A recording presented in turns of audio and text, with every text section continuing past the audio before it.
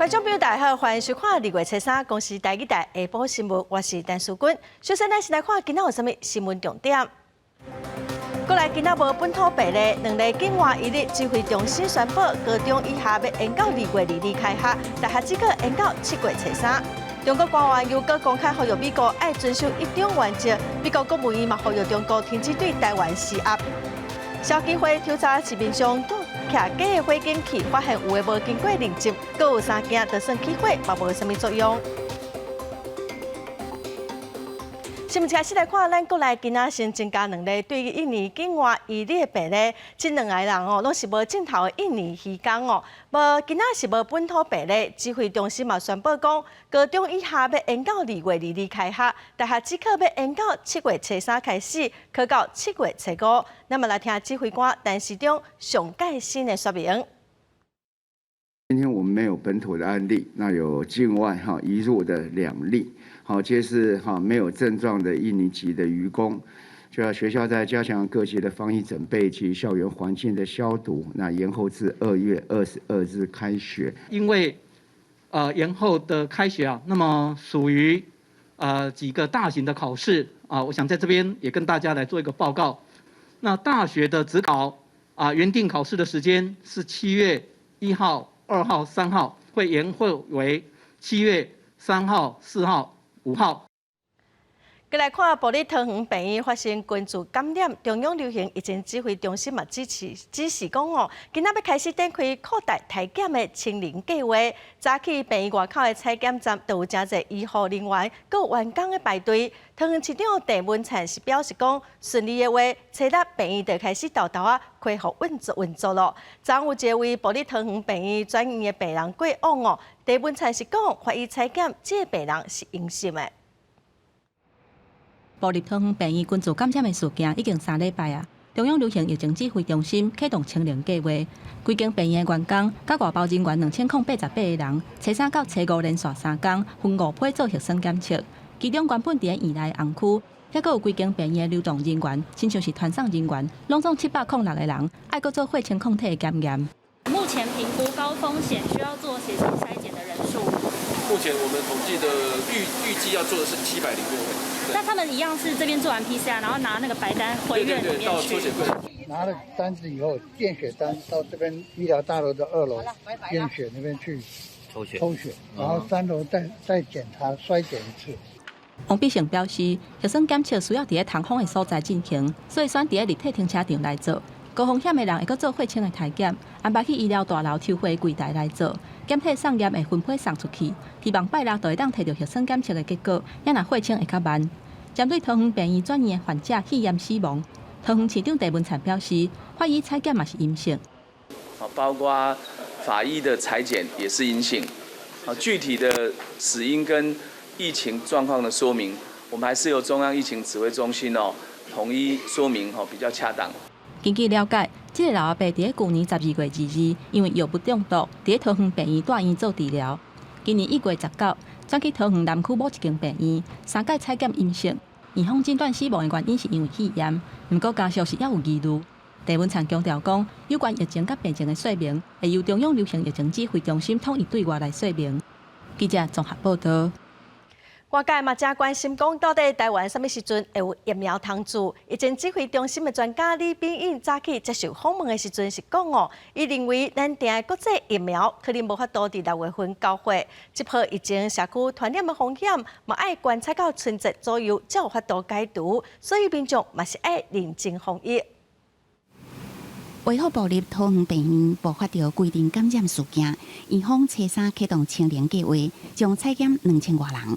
不过，国内专家认为，这只是了解整体院内感染的情形，社区是毋是有传播风险，都要看最后出现的本土病例。按908为个案确诊日向后算14天，必须来观察到2月13。若则无新增加本土病例，社区才算安全。所以春节期间防疫也是袂当放松。春节期间，其实它的危险期还没有完全过，所以这段期间大家还是要注意。要出游的话，尽量去户外的空间。户外的话，就比较不会有传染任何病毒的风险。另外，民众也关心台湾所购买的国际新冠疫苗，什么时阵会当到货？李炳英表示，即马各国的新冠疫苗拢限制出货，虽然台湾已经向辉瑞 BNT、牛津 AZ 也甲美国的莫德纳这疫苗抢落订单，按过初步研判，今年6月可能无法度如期交货，时间可能会较慢。我们大概不会买到了哈，就疫苗还是会进来，只是它时程上面的问题。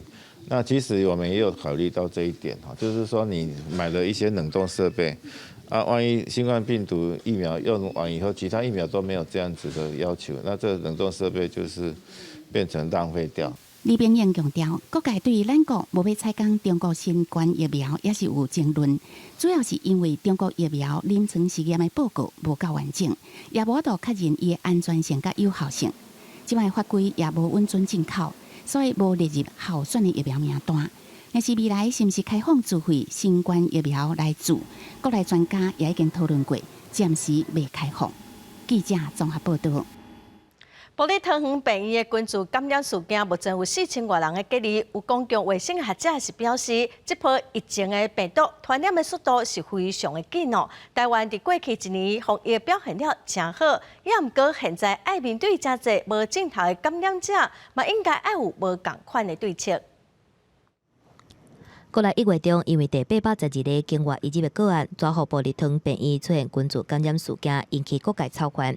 台大公卫学院检诊教授金团春早起表示，因为去年台湾整体防疫做甲真好，颠倒互咱无机会替上歹状况来去做预先规划，真侪问题袂当等到发生啊才去解决。一家医院有那么多个病例就我一直觉得说，就像我们台大在2003年那个急诊也是整个急诊封掉，太多医护人员认为他感染以后到台大可以得到比较好的治疗，可是应该是就一家医院它的空间还有它的医护人员设备，它最能够收治多少人，这个东西我觉得。一级指挥官就是应该做这种协调沟通的事情。学者表示，当年国内发生 SARS 的时阵，病人是伫咧发烧了后才有传染力，所以会当用发烧体检来做。毋过，即届新冠疫情有真侪人拢是无症状，拢是采检阳性了后才去扩列，即款的被动政策，颠倒较会失去防疫先机。若是学者陈秀熙嘛讲，拄即届病院群聚感染会当看出来，病毒传播的速度真紧。针对家护病房同前的老人甲病人照护，爱全面提悬防疫境界，才会当应付新的变异病毒。这一个新冠肺炎，它的传播速度非常快，那它的传播的形态也跟过去来讲，除了我们透过这样的一个所谓戴口罩的保护之外，对于洗手、环境消毒，大家一定要做好前面的。学者认为讲，虽然即届埔里桃园病院群聚感染事件造成台湾人不安，毋过若是感染个案是居家隔离者，就会当较放心。当然嘛，因为确诊个案来扩大第2波的居家隔离名单，毋过若是伫咧整合个案的名单内底，发生社区大流行的几率就会较低。记者综合报道。咱再来看中共的董事长赵少康，毋但开互国民党籍，嘛拍算要选国民党的党主席。赵少康早起表示，将对立党爱满1党才有选党主席的资格，这条规定是去年制定的。伊是讲伊目前只查中评委这条件。国民党的党主席江启臣嘛发新闻稿表示讲，过年后会来聘请赵少康加做中评委，也毋过立党1年的这项规定，佮需要中常委来提案修改。重新登记国民党的中共董事长赵少康表态，有意思要参选今年的党主席选举，毋过当然还未满1年，感受参选的资格嘛引起争议。伊亲身出面提出国民党主席的选举办法，甲补选实行的细节，认为讲家己的条件无问题。你怎么可以拿去年的补选办法说，这就是国民党的规定，然后来约束今年新的选举？今年新的选举办法还没有出来嘛？我没有破坏规矩，我完全照规矩来。世代交替，为什么我还要出来？就是希望替下一代、新生代开创更大的空间嘛。提出党主席江启臣送伊的新年礼物，赵少康强调讲两个人的交情真好，佮讲无破坏规矩，嘛坦白讲选党主席会当做代志，无选嘛会使。即马大家看江启臣敢要聘伊来做中评委，国民党文托会主委王永斌证实，赵少康已经开互国民党籍，嘛讲也会聘入中评委。就我所知，年后主席会有一波这个新的中评委的这个发聘。这个聘书的这个行动，那这名单当中，赵先生就会是其中之一。候选人必须具备有选举人的资格。这个是从过去这个吴伯雄时代到现在，这个规定一直都在的。过去是4个月，但是在吴敦义时代，因为人头党员的问题，已经从4个月改成是1年。刚开始嘛发出新闻稿表示，赵少康重新登来国民党，对南军团结是真有意义。不过今是要参选党主席，不是什么人讲的准算，也个要有中常委提案来修改规定，得到党内共识通过，才会当替赵少康解决问题。记者综合报道。再来看高雄市议员黄捷的罢免案，2月7日要投票。民进党最近每天拢有人陪黄捷去扫街拜票。台北市市党部主委吴怡农今仔早起嘛到高雄相挺，发起罢免的团体是批评林营全党的党员，因表示讲因会战到底。高雄市议员黄捷的罢免案要伫2月7日投票，朱总统蔡英文表态挺黄捷了后，民进党的前副总统、各地方的民代拢出面支持相挺。1月底才拄当选台北市党部主委的吴怡农，初三也去到凤山来斗助攻。台湾的政治场域有很多非常认真在工作的人。那如果黄捷被罢免的话，我觉得这对台湾所有的政治工作者来说，都会是一个非常大的打击。所有进步派、有理念的政治人物都能一起为这一场报复式的罢免画下一个休止符。这两日，黄捷和罢免黄捷的团体一直伫路口烧枪，罢免人士有时阵会呛声，但是黄捷拢用悲哀心来回应。罢免的团体对立营出动这么多人来挺黄捷，认为执政党有行政无中立的嫌疑。绿营大出动，力挺黄捷，更加显示了大金营的威力有多么强大。协助展现民意，相信大家都尊重，但是大家应该不能接受行政不中立的阿爸。市上会认为，民进党派出吴怡农，想要制造少年人拢挺黄捷的气氛，但是无论是甚么人，拢无法度代表全体的意见。罢免投票搁剩3天，包含黄捷同款是时代力量民代的立委林昌泽，2月7日迄天也会落蓝陪黄捷投票。到底罢免案敢会通过？双方拢把握最后的机会来拼场。记者综合报道。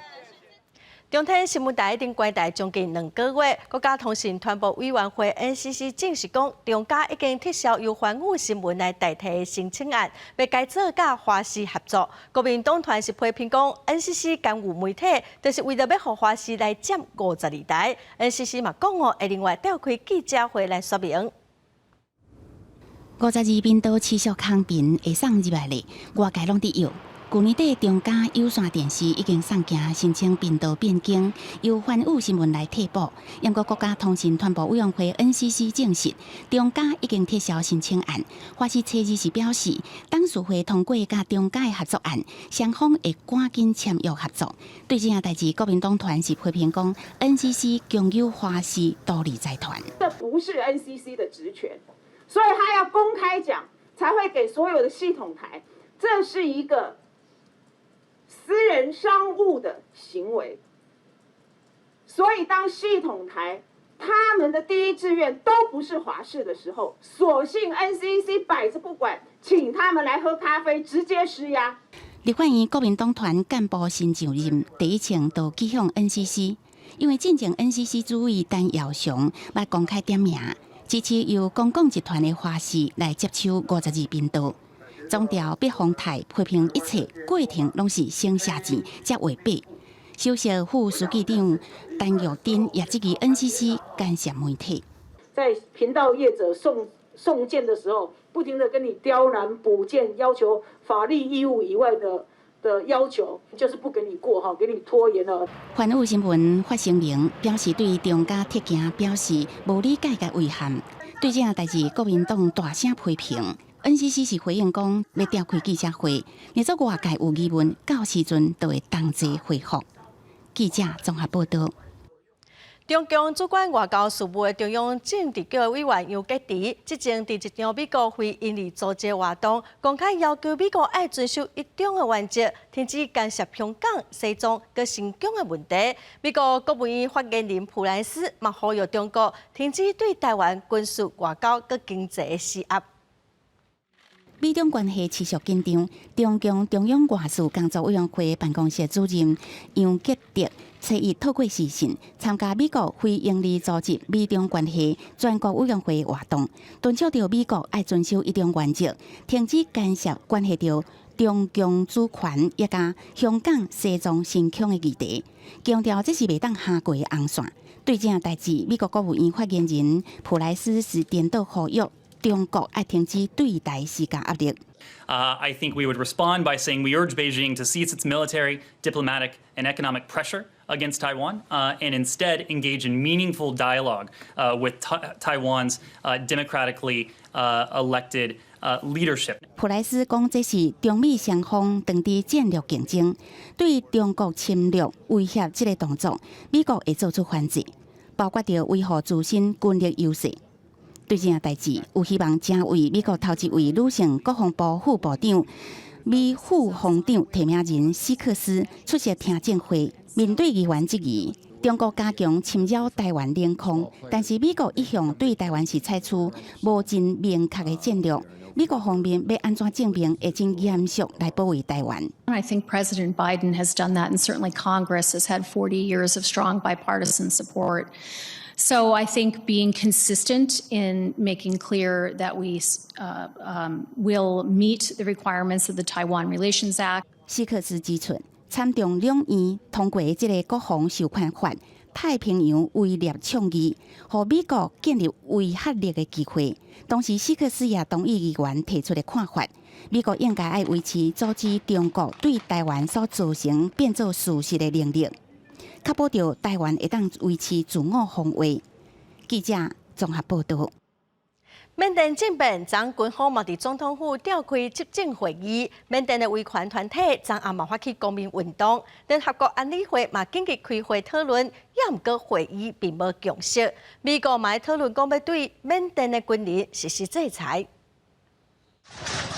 伫缅甸上大的香港青年连线，也甲几多个反民主团体招人抗议军方政变。初二暗时8点左右，香港街路响起汽车的喇叭、卡物件的声音，也甲呼叫声。原本当地习俗，噪音是用来赶鬼也甲辟邪的。吵闹声中会当听到祝福被加禁的实际领导人翁山书记身体健康，也甲要求自由、废除独裁的诉求。伫即天发生这个代志进前，国防军总司令敏昂莱伫首都奈比多的总统府头一遍调集新任命的国员展开会议。敏昂莱表示，军方对去年大选造假提出抗议，无被接受，即马必须爱接掌政权，这是无法度避免的结果，并且讲一直到下一场选举了后组成新政府，有必要由军方来领导国家。紧急状态期间，选举工作也甲对抗新冠病毒是伫做首要的任务。民选政府实际领导人缅甸国务资政翁山书记所属的政党全国民主联盟，呼吁人民透过公民活动来表达抗议。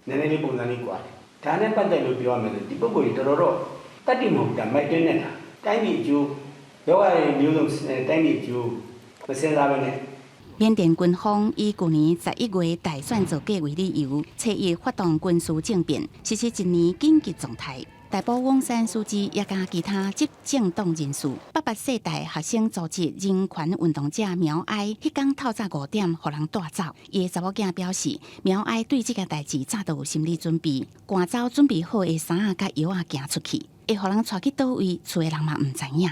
美国伫评估认定缅甸军方发动政变了后，国务院考虑对缅甸军人领袖也甲伊所属的公司实施更加侪制裁。Our first concern as we do that review will be to ensure that of the $135 million we contribute annually to the people of Burma, that we don't do anything that would affect the long-suffering people of Burma, including the Rohingya in this case. 另外，联合国安理会初二就缅甸军事政变紧急开会，无法度达成共识，谈判也是会继续。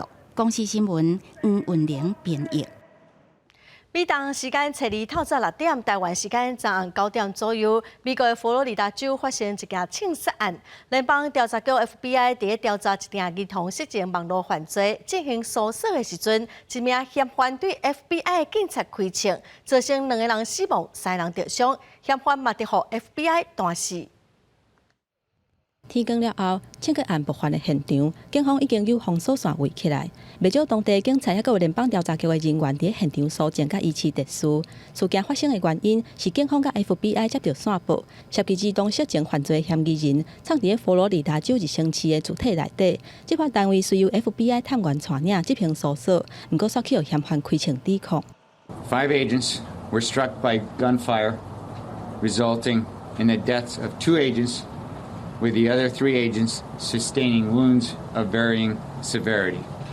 Special agents Daniel Alphen and Laura Schwarzenberger were shot and killed in the line of duty. 43岁罗拉史瓦辛伯格甲36岁丹尼尔艾尔芬，拢是专门调查儿童色情相关犯罪的专家。两个人伫 FBI 资历拢超过10年至15年。两个人几啊届撞到儿童色情网站，也就是嫌犯拐骗未成年的人翕色情的相片或者是影片了后，搭伫网络顶的案件。 代志发生了后，除了各方对殉职的探员，也有家属表达哀悼，也有 FBI 监测小组伫现场采证以外，两个人殉职甲因过去办案的绩效敢有关系，也有嫌犯开枪的动机等等，也搁来调查。公司新闻戚家人编译。 劳动部今仔展开北中南的联合稽查哦，劳动部长柯明春亲身带队调查台北转运站的客运公司，查到有违反加班等等违反的劳动法规，会搁移送台北市政府来处罚。另外，违反职安卫生法的部分，嘛要求要限期改善。 防疫期间，勤洗手，戴口罩，保护自己，也保护我们乘客的安全。慰问客运司机提醒因做好防疫。劳动部长柯明春亲身带队进行巡安路检，因为农历春节要到啊，各行各业拢伫加紧赶工。为了防止劳工过劳，柯明春初三特别调查台北转运站内各工顶真侪间客运公司。希望能够督促我们的业者能够重视遵守我们劳基法。 还有治安法的相关规范，那避免这个发生这个职灾。检查了后，发现有2间客运公司违反劳基法加班时数这个状况，会移送台北市政府来处理。另外5间客运公司违反到职安卫生法的部分，要求限期改善。安法的部分是一共有5家那一共有10项要限期改善。第一个是职业安全卫生设施规则第324条之2。 第一项，一共有4家事业单位4项限期要改善除了北部进行检查，劳动部也伫中部甲南部同步安检，透过中央甲地方合作，关怀劳工安全，并呼吁业主爱落实防灾机制，遵守劳动相关规定。记者综合报道。 来看国防部今仔公布今年教育调节新办法，针对教调8档无满4届退伍的军官、各士官，调巡编管的期限对8年延长到12年。为了公平，希望讲会使来依次后备战部队的战力。新的制度对3月初9开始实施。国军嘛公布讲会派使130运输机来支援春节离岛的交通。 109年后备部队军事官选抢率偏低，国防部提出提升后备战力专案报告，解除编管8年的政策，采后退升选的原则来调训。为110年开始，编管8年政策放入到退伍12年，主要针对8年教调无满4届的志愿役军事官。主要针对8年内教召未满4次的军士官，不包括士兵，以确为教召的公平性。 并有效维持后备部队战力。国防部表示，这是过渡期的政策，因为111年开始会试行1年1训，教调的时间会为今卖5天至7天，延长到一届14天。这届受到教调的人数差不多是3000人，会为3月初9开始实施。另外，因应新政都要到啊，国军嘛规划使130运输机配合支援离岛的输运。我们规划是在2月9日至17日，共计9日待命的来应援。 运输的兵力，我们是巡往力，我们规划西腰3栋运输机于屏东本场待命。国防部统计，为107年到109年派使130运输机协助输运92架次，拢总有6186个人。这届受到疫情的影响，嘛有防疫的规定，伫登记进前都要确实磅体温。坐飞行机的费用是1个人1000块。记者综合报道。去年有4名检察官哦，从检举讲上班的时间去掠铃、开庭、革命律师等等真奇怪的行为。年底拍考绩哦，传出讲因所属的地检署甲74位检察官的考绩拢拍饼顶哦。今年摕袂到奖金，未来申请嘛受到影响。也毋过法务部是回应讲，考绩阁还袂做最后的定案。赶快关掉画面嘛，你就全程录音嘛。讲到阿妈关键真大条，面头前这主委是台北地检署细楼的检察官，毋过伊煞甲在场的住户是差甲袂收煞。不要跟我辩论，现在我是主席。为什么不辩论？你要说过来，我就是主席，要不然请你发给我。就是因为甲住户者去互所属地检署认为伫咧外口的行为不当，初步核定伊的职务评定是未达良好。去用点名表现不好的，还有新北地检署涉案的检察官，去用指控无正当问讯，而且未律师。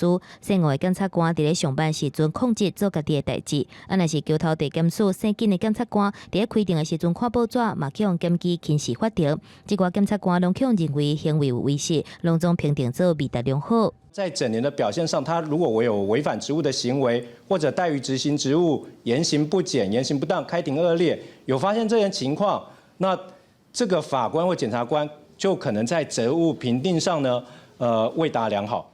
司改会强调讲，无论检察官还是法官，若是去用评定未达良好，毋若未来升官受到阻碍，评定奖金提无，阁会留一世人的污点。若是法务部是回应讲，目前评定还未定案，也阁需要由法务部长蔡清祥来核定。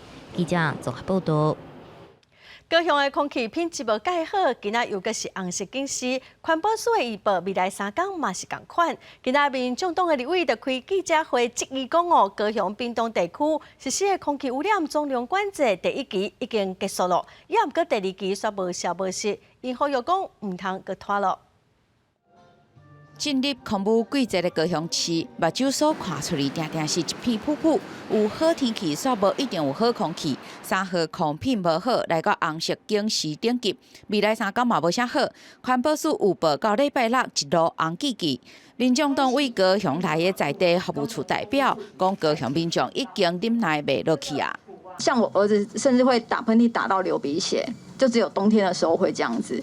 很多高雄市民已经对空污这个事情啊，空气污染这件事情已经忍受到一个极限了。立委张基乐指出，为了要改善空污，高屏地区是全国第1个实施空污总量管制的区域，第1期减污达到6.13%，107年年中到期，但第2期的计划到底什么时阵要提出呢？面对执政党中部立委提出主决期，要予中火烧炭机组提早10年度役，是毋是嘛希望高雄的老旧烧炭机组来比较办理呢？张基乐是表示需要个评估。这个我们内部会再研议一下哈，当然我们也不希望说是去做一个不切实际，就是说好，我们今天马上把它关掉，我们还是希望说我们也能够保留一个，就是说它在这个产业经济发展跟这个环境品质能够比较平衡的一个角度来看这件事情。针对中南部空品无好，环保署强调，继续协调台中未了兴达等电厂来降载，达成硫氧化物、氮氧化物甲悬浮微粒的减量。嘛指出，地方环保局嘛一行稽查工厂，加强路边拦查车辆，希望透过多元的管道，设法减轻整体空品的负担。记者林俊志成台北报道。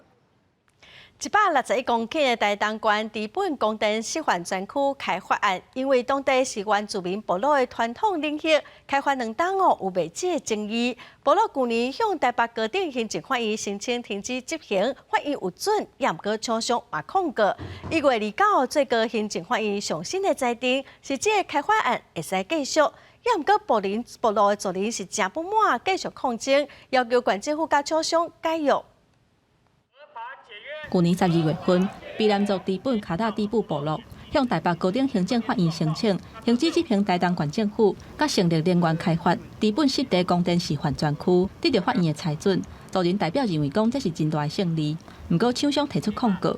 1月29日，最高行政法院判决驳回部落的申请，部落是表达遗憾，毋过未放弃抗争，会阁向县府请求甲厂商解除合约。因为他们必须取得跟部落签约才可以。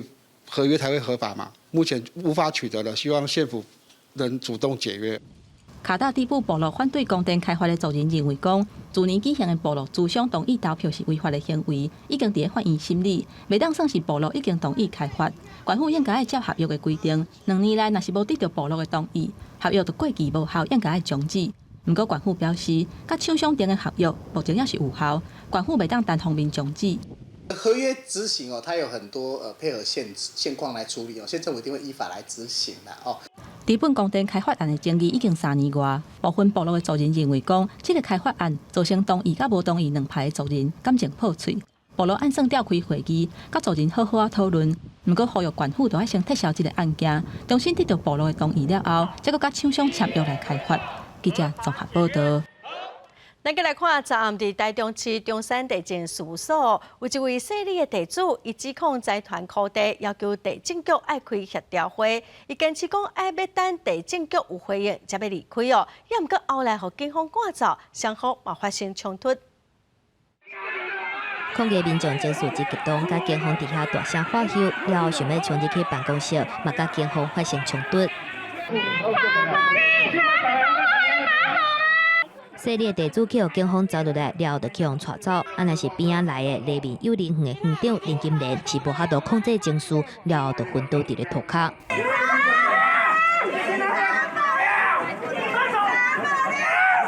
警方赶紧甲林金莲带去送病院，避免冲突扩大。昨日暗时，台中市中山地政事务所发生警民冲突，原因就是台中东市区的夏新庄主办市地中卫区的地主去向划入去中卫范围，地主烦恼讲未来爱面对经济跳度，姓李的地主该去向土地开发商来提告，而且姓李的地主嘛指控是财团违法违范围。也协调不出来啊！他是说，反正协调不成，就是你跟从化会你们去相告。他们来这边是为了争取他们在宪法上所应得到的基本的一个尊严。地主要求台中市地政局重新召开协调会，啊，毋过一直等无结果。才会想要冲入去办公室。台中市地政局指出，这件自办市地中卫案已经进行到土地分配定数，依法产生异议，必须要经过中卫会理事会来协调讨论。地政局敢乃当协调。在开始办公展，或者是说在办公告的时候，他都没有主张，他是等到从化会已经进行到最后了，在分配的时候，他才提出异议。那就只能协调啦。台中市地政局表示，主办中会依司法见解属于私权的争议，地主若是有异议，也是讲无愿意中会，应该伫咧听证会时阵就提出来，无情的拍拼来协调。啊，毋过若是双方无共识，敢会当透过司法来解决。记者综合报道。最近这几档政府推动安装徛架的火警警报器哦，若是有火灾，会使赶紧得省。也毋过小机会挑查市面上的产品哦，所发现讲有一寡商品根本无经过认证，阁有三件，就算有火灾，嘛无啥物作用。去年中，台南关庙一间主体半暝发生火灾，祖孙3代总共4个人不幸来过身。内政部最近这几年鼓励民众来到自警器，万不若是发生火灾，第一时间侦测到烟，会当提醒民众及时来逃生。即卖法规自警器要由内政部所认可的认证机构认证过，才会当来卖。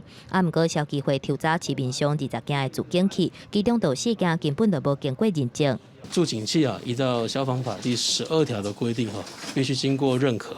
那否则呢，如果没有认可的在外面销售、贩卖或陈列的话，依照消防法第39条规定，可以处2万元以上10万元以下的一个罚款。小机会提醒民众，伫咧买自警器的时阵，一定要看清楚商品有这款的认证标章。这个调查发现，4件无经过认证的自警器当中，有3件是经过实验室测试了后，敏感度不合格，包括拄到烟的时阵无法度侦测到，伫咧发生火灾的时阵可能无作用。火灾发生的时候，它没有办法及时的透过警报系统来告知我们，那么就失去了我们设助警器的缘由了。所以说，就会对我们的安全造成了一个伤害。啊，若是这个调查无合格的商品，全部拢是对虾皮电商拍卖平台来的。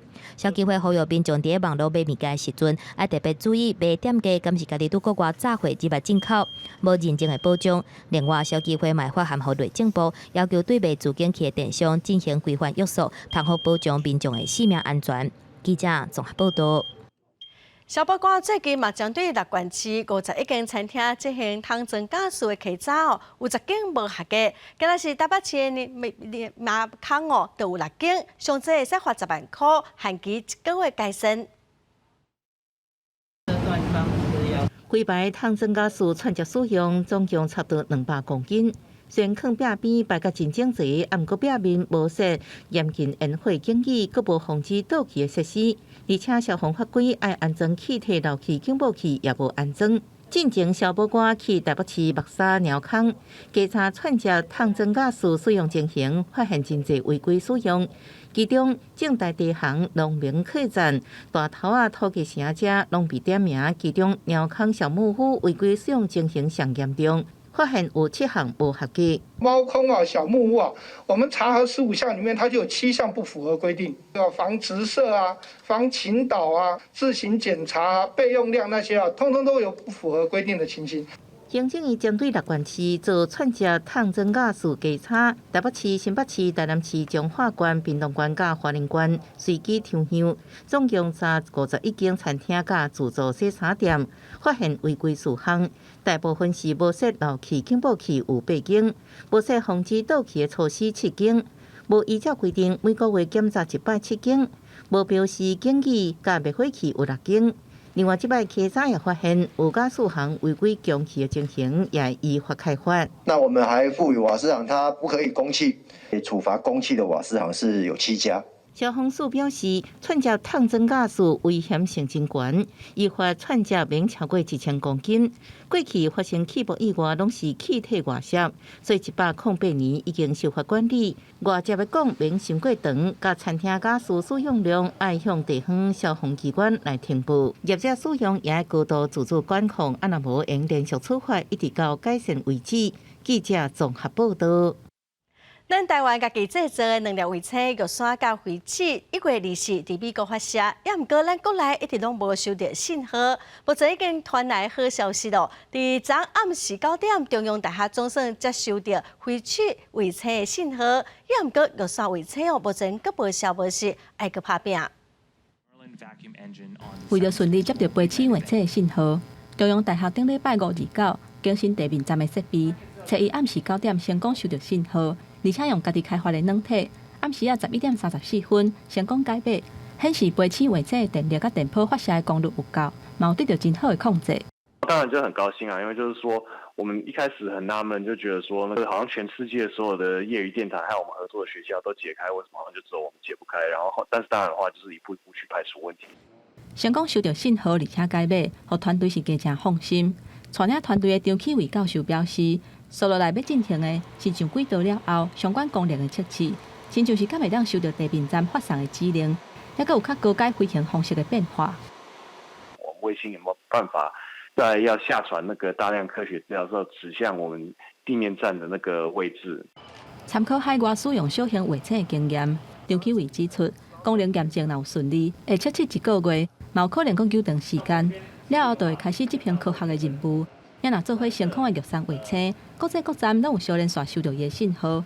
不过因为这个信号真弱，较好解码。那玉山，事实上我知道这个海洋大学的团队，还有我们太空中心还在继续的努力。所以我刚刚强调说，事实上努力的过程是我们这一次发射立方卫星要去传达的一个讯息。玉山卫星也是有持续伫运作。太空中心表示，会使用较大的天线，还有信号放大器，减少其他信号对伊的影响。希望真紧有进一步的消息。记者综合报道。今年的寒人用到电烘炉的机会是袂少，也毋过有医生提醒哦，虽然电烘炉温度无亲像滚水遐尼烫，也毋过长时间接触嘛是有可能会烫伤，特别是有糖尿病也是中风的病人，因为感觉较钝哦，所以爱愈较细腻。要距离够远哦，你不可以很近距离的照射。第二，时间在使用上其实也要注意。这是医疗用的卤素灯，那离愈近温度就愈悬，只要离较远咧，温度就会随降低。甲最近天气较冷，袂少民众摕来保暖的卤素灯原理是同款的。不过，若是长时间的使用，无去注意到，就有可能会造成低温烫伤，特别是糖尿病或者是西药剂的患者。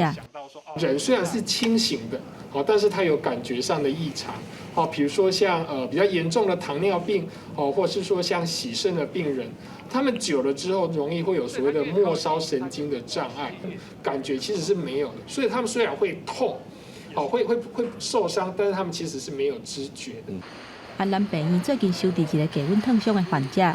安南病院急诊室的医师郭基林强调讲，就烫伤来讲，第一是温度，第二是接触的时间。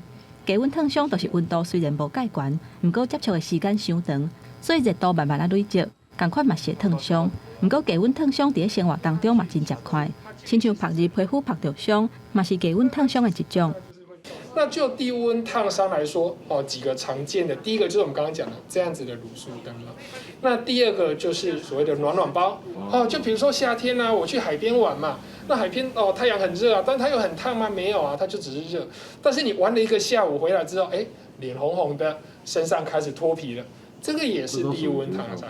一般人若咧困的时阵，若感觉伤小无爽快，就会刷叮当。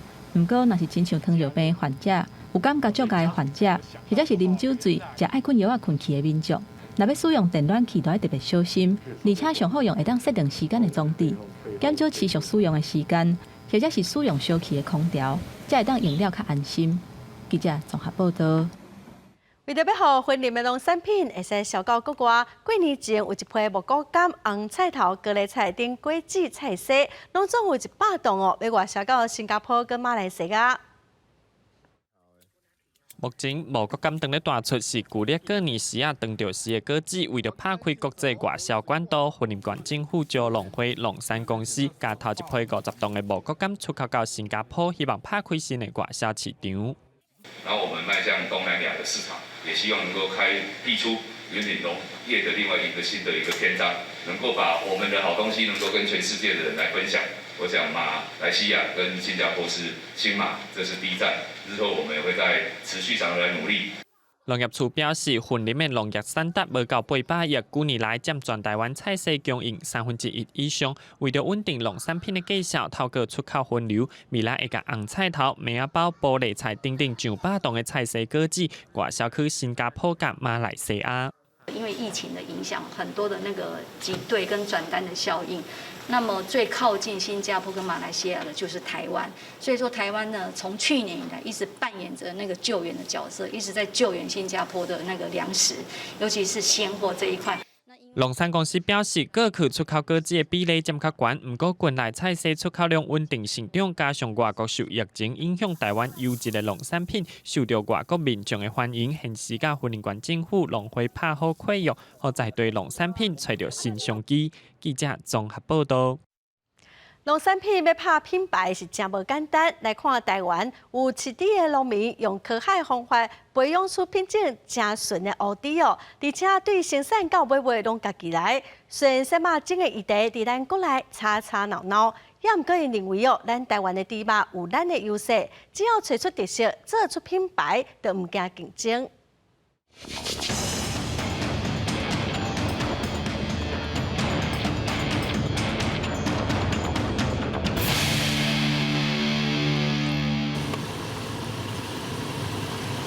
片放入去鼎内底，连伊煎出香味。烧肉配白米饭就真好食，阁有肉色饭，有肥有瘦，连猪皮嘛老透，真声人。入喙甘甜的猪肉，拢是台湾乌猪肉，而且是纯正的平埔乌猪。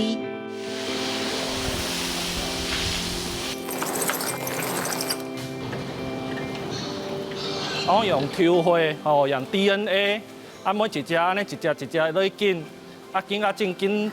第10年的时阵，我就把这平埔乌猪的血统的东巴找回来。咱台湾的猪要甲国外做竞争一定有家己的品种、家己的品系。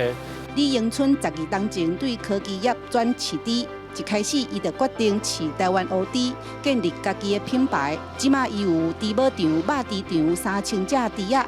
2018年，佮甲台湾乌猪销去香港，而且嘛有餐厅店面卖乌猪肉。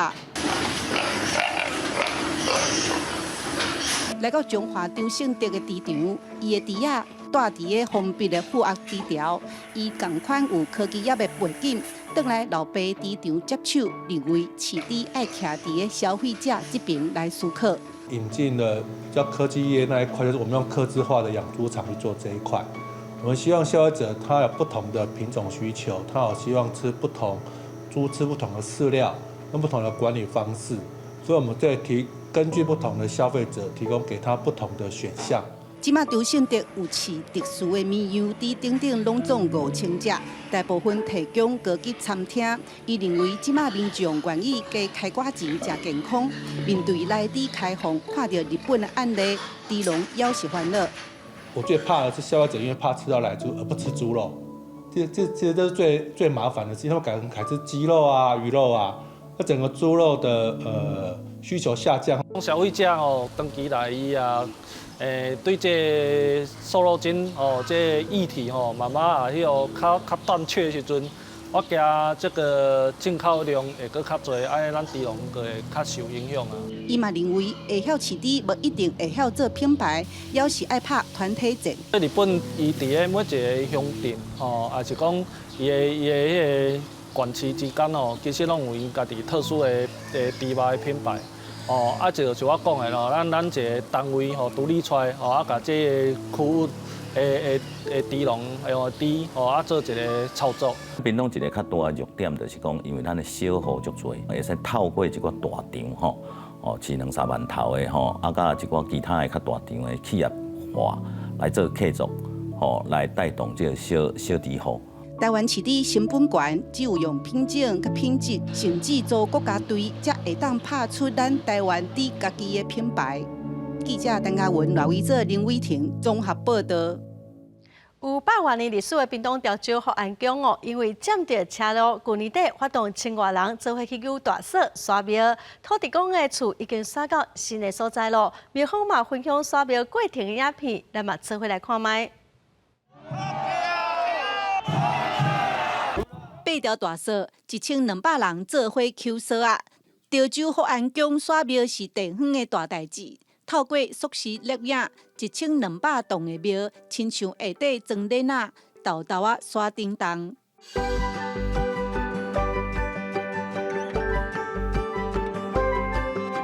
毋那刷位40米，规间庙阁转向90度。经过个半月时间，刷到新厝的所在，即马福安宫已经顺利刷到位。已经刷过去对面遮，甲原始的保留了，这嘛照较早都市计划的形态来保留的话，未来这个所在交通会较方便。原地福安宫是树仔脚的细间庙，庙方要改建较大间，煞占用都市计划的车路，互人检举。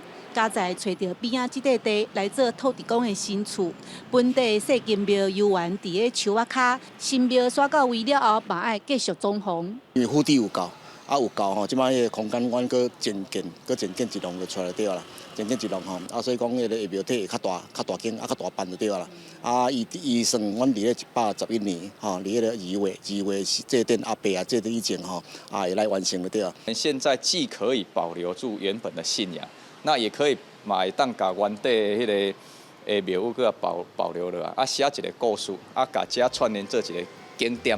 福安宫刷庙总算是圆满解决，公所嘛希望未来游客会当来遮旅行参拜，成做潮州一个新的景点。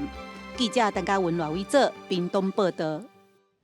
今年是陈文成事件40周年，昨日台大校园陈文成纪念广场正式启用。台大校长关忠敏是表示，这个所在是要提起台湾人爱坚持人权、甲民主。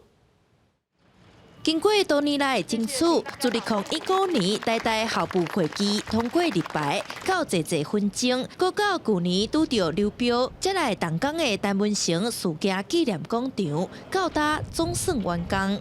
我们不仅仅是在悼念一位校友陈文成博士，也在提醒大家，还有更多追求台湾前途、为台湾前途奋斗的勇士。我们也希望这里成为一个提醒社会要永远坚持人权、民主与自由的地点。在陈文成事件纪念广场的这个作品叫做《抗北》，代表的是在这个事件了后，阁有真侪基本。在那个时代所做的事情。我希望国民党要对自己的过往的罪行真诚的反省，公开向陈家道歉，并陪葬陈文成博士的家属。陈文成向时是台大数学系校友，伫美国摕到博士学位，积极帮助民主运动，率伫回台探亲受警备总部约谈。后来，互人发现遗体伫广场边仔有打坚决抵抗国家暴力勇者的字，是陈文成基金会认为上会使代表伊的词。毋过，数码意外发现，台大对国家暴力这4字有意见，伫活动后可能会甲你来拆除。陈文成基金会是表示，这个部分也未定案，所以阁会参学校来讨论。记者陈雅文、林旭凯台北报道。南投埔里的手工纸产业过去是真兴哦，即马有纸工厂转型做观光工厂，嘛办展览，希望众人会当来体会过去的迄段历史。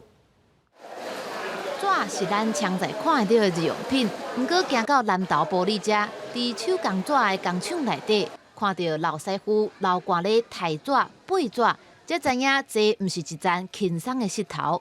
这款手工纸的技术是爱靠经验、眼力来判断纸的厚度，佮爱细致认真，品质做出来是1等1。也因为安尼，手工纸的产量少，价销佮较悬，渐渐无法度伫市场生存。埔里较早吼做纸，当兴盛的时阵吼，有超过50间吼，而且有几啊千个家庭吼，拢靠这裁纸、背纸吼，落去支持咱的。日本时代，埔里因为气候和水质适合，就伫遮设制纸所，生产手工纸，佮外销去日本、韩国和东南亚。即马手工纸产业渐渐无去，全台敢若剩3间尔。其中一位头家黄焕忠坚持做手工纸，也发现这道的危机。因安尼，伊甲纸工厂转型做观光工厂，研发技术和生产工艺品，也办展览，希望传承手工纸的历史文化和价值。这个应该讲是一个整个工厂技艺的一个保存。你要做很单调的、很高级的，那么人家没有办法做的，那这是我们一直在追求的目标。它能够用本土台湾的纤维，然后创意的去制造代表台湾文化价值的手工纸。县府甲手工纸协定做县级的无形文化资产，望这项有台湾文化价值、行过100年的传统工艺，继续留伫咱的日常生活史当中。记者综合报道。再来看婚礼未了，为了迎接旧年哦，牛年规划真侪活动，有社区当个无用做春牛，甲真侪在地元素拢设计伫这只牛的身上，那么做来看卖。旧历过年就要到啊，婚礼未了有3个社区真无用，因为因当咧发挥创意设计今年的春牛，有的社区是用稻草绑的，有的是用竹架编的。春牛伫旧历年有代表早冬的农作物要开始种植的意思，嘛有农民毋望农作物大丰收、风调雨顺的寄望。而且今年阁是牛年，所以以农业做生活基础的备料，专工邀请日本的艺术家来甲社区设计3只春牛。那个骨架要扎实一点，要坚固一点，那不然它抬起来了就会坏掉嘛。那稻草的部分是切旧的人都会做。所以一起参与。有人在顶骨架，有人在拔稻草，有人在编竹啊，大家拢有家己负责的工课。一群人做伙咧无闲，嘛互社区更较有过年的气氛。完成率可能已经达到85%了，现在就剩下那个牛皮的覆盖，还有牛角跟牛眼睛的一些小东西制作起来就 OK 了。跟植有相关的产业其实有点没落在。那我们希望说，透过这次的竹编的牛。产生不一样的风貌。这挂春牛唔能结合各种在地产业，内底阁有民众对未来一档的寄望。等待完成了后，预计会伫未了乡的新正活动来展出。记者综合报道。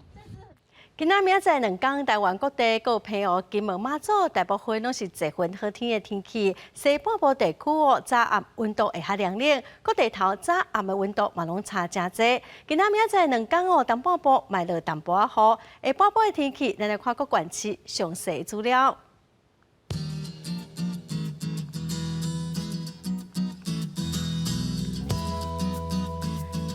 北部地区上低18度，上悬16度。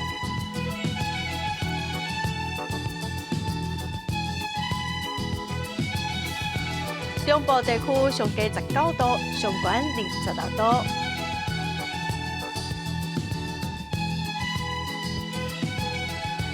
南部地区上低20度，上悬27度。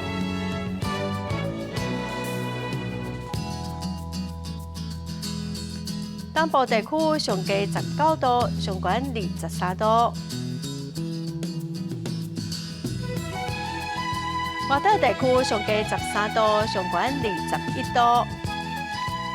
感谢观众朋友收看《公视第一台播新闻》，我是陈淑君，明仔下晡3点，咱再会。